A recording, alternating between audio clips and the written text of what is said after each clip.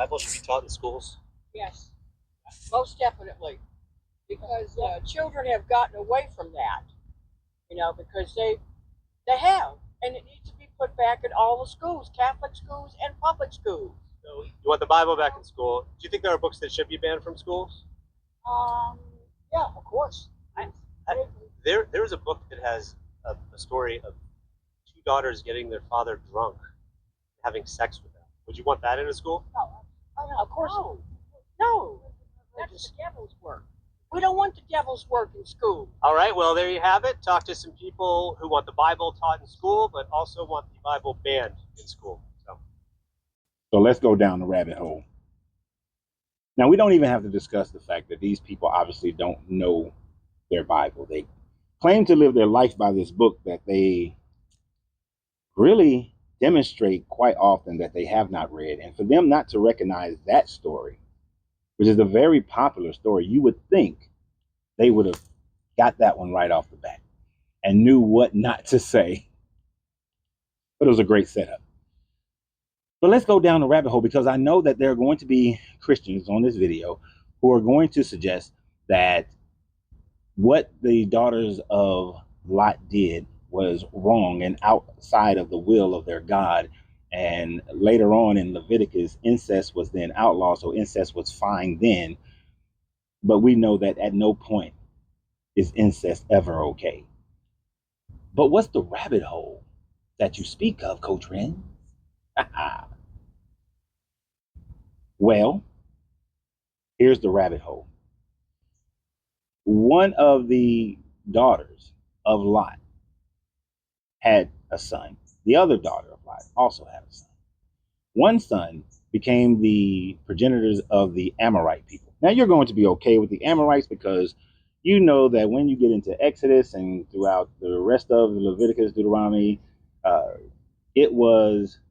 Amorites were against this God, and they were destroyed and fought, against the chosen people. Mind you, this is the nephew. These are the kinfolk of Abraham. So all skinfolk ain't kinfolk. But the other son, Moab, he's the rabbit hole. Moab, and I'm going to show you how this rabbit hole goes all the way to Jesus. Moab, who is this incestual son of Lot and grandson of Lot, all at the same time, is the progenitor of the Moabite people. But what significance does that play? Because there are some parts of the Bible that talks about how the Moabite people were destroyed, killed by the children of the Exodus. So that shouldn't have anything to do. God destroyed those people from this awful situation out of Lot. But wait, there's more. There's Moses. There's Moses.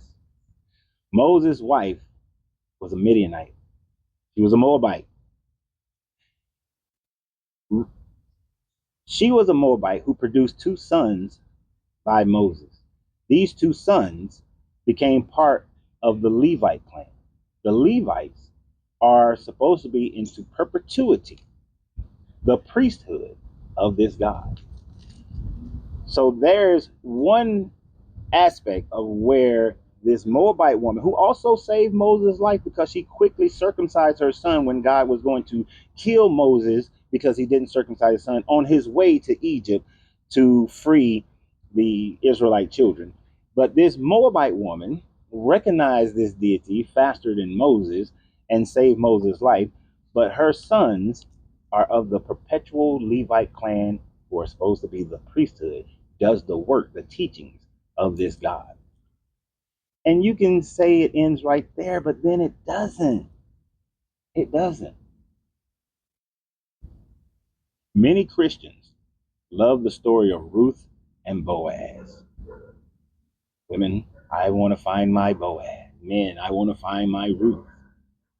But when you look at this story, where was Ruth from? She was a Moabite. Oh, damn. Ruth, yes, was a Moabite. Now, ignoring the contradiction of the Moabites were all destroyed, Ruth still wind up existing, and she's a Moabite. Ruth and Boaz has a son. That son is Obadiah. They have a son. That son is Jesse. Jesse has a son. That son is King David. The lineage of Jesus is supposedly goes through King David, which is an indirect connection to Moses, which is an indirect connection to Lot's daughters and the incestuous relationship that they had. Christians don't read their book. They certainly don't study their book to recognize these connections. And while they may try to say that this was an unholy incestuous relationship, without this unholy incestuous relationship, you don't get your Messiah. You don't get your Jesus. You don't get the perfection of your God and the lineage of that God.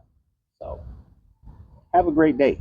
And remember always, you got to free yourself to be yourself, because your greatness is non-negotiable. Good journey, good vibration.